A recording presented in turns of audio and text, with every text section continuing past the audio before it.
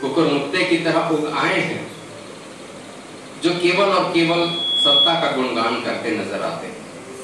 और इन सब के बीच यदि मैं प्रेमचंद को रखूं तो प्रेमचंद जी एक निरभ्र आसमान में एक चमकीले बादल के टुकड़े की तरह अलग ही अपनी कांति बनाए हुए दिखाई पड़ते हैं।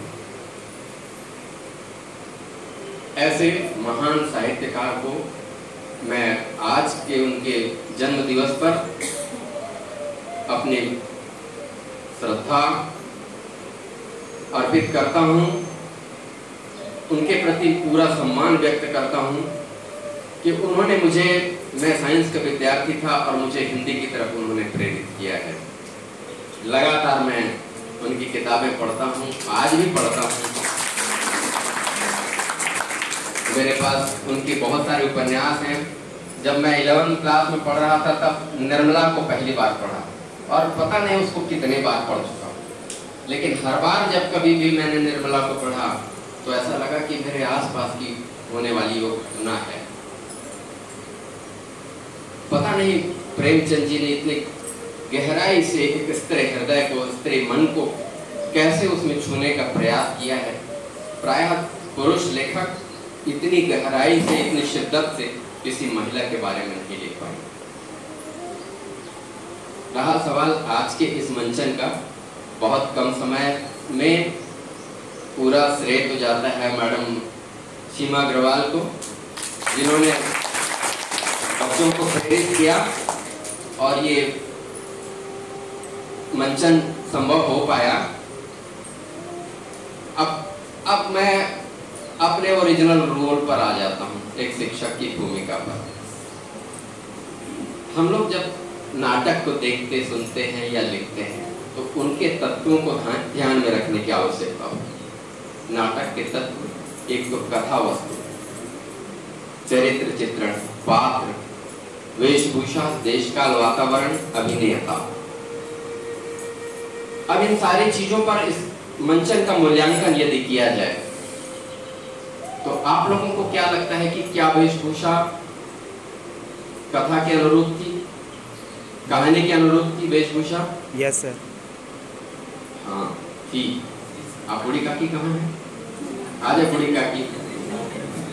ये देखो, ये बूढ़ी काकी है। बूढ़ी काकी लग रही है? Yes sir. और पंडित जी अब वो बराती लोग एकदम चकाचक दिखे। ताली, हाँ ताली हो जाएगी। तो सारे जो पात्र यहाँ खड़े हुए हैं निश्चित रूप से इन्होंने बखूबी अपनी अपनी भूमिका का निर्वहन किया है।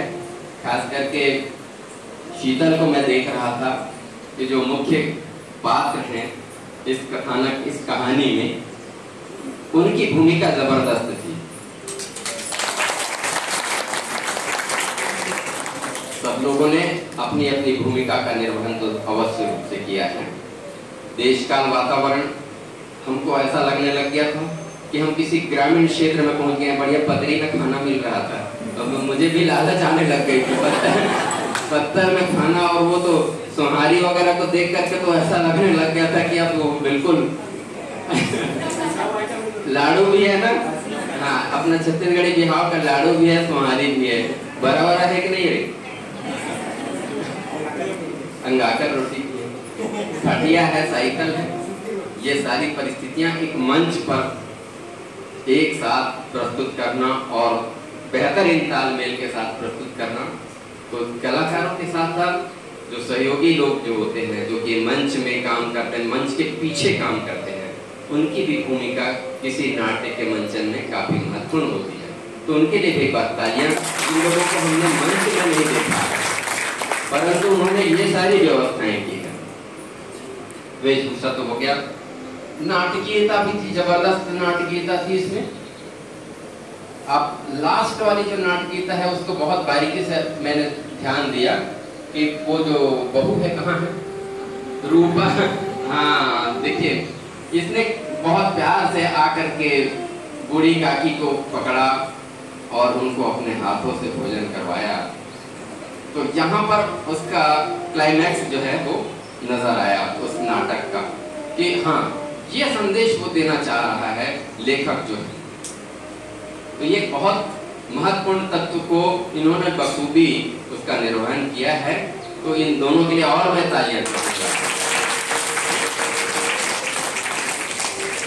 चरित्र चित्रण जो कि किसी नाटक में है, वो सारे चरित्रों को आप लोगों ने देखा है और उनका चरित्र चित्रण आप लोग बखूबी कर पाएंगे कि किस प्रकार से बूढ़ी काकी जो कि काफी वृद्धा है, उनको अलग थलग किसी कोठरी में डाल दिया गया है। वो अपने खाट में दिन और रात बैठी रहती है, शरीर से वो जर्जर, वो उठ नहीं पाती, ढंग से चल नहीं पा रही है, परंतु सुधा तो है, भूख तो है, भूख तो अंतिम दम तक के रहती है। और उनकी भूख की व्यथा को इन्होंने अपने चेहरे और हाव भाव से बहुत ही बेहतर ढंग से अभिनीत किया था।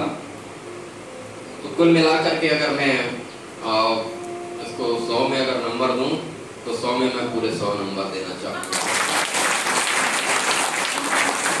क्योंकि ये मंच जिसमें हमारे पास सुविधाएं बहुत ज्यादा नहीं है और तात्कालिक व्यवस्थाएं जैसे बन रही है, माइक को लेकर के इधर से उधर दौड़ना हो रहा है, वो सब चीजें तो थी नहीं यहाँ पर, लेकिन उसके बावजूद इन्होंने हमारे सामने इस तरह से प्रस्तुत किया कि ये जो इंटरप्शन जो हो रहा था वो बिल्कुल भी हमको एहसास नहीं हो पाया। ये जो संगीत जो पीछे से बैकग्राउंड म्यूजिक बज रहा है वो भावुक करने के लिए बहुत पर्याप्त था। आप कहीं भी जब कभी भी आप थिएटर में भी फिल्म देखते होंगे तो अगर डायरेक्ट सीधे सीधे संवाद को बोल दिए जाए तो उसका इफेक्ट जो है बेहतर नहीं हो पाता, बहुत अच्छे से नहीं होता है। परंतु यदि पीछे से जो बैकग्राउंड जो म्यूजिक बजते रहता है, अचानक थोड़ा आए और आवाज आने लग जाए या कोई रोने लगे और उसमें